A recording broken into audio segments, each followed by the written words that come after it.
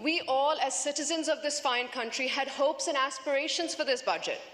We envisioned a budget, Mr. Speaker, that had at its core the needs of the people of Pakistan. A budget prioritizing the welfare of our farmers, our laborers, our working class.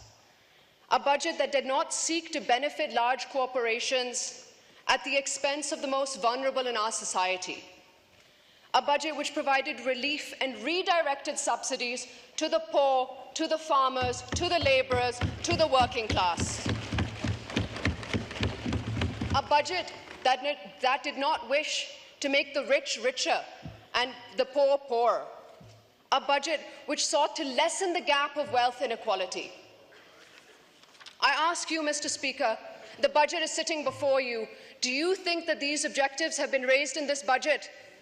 Do you think this is the budget that the people of Pakistan deserve?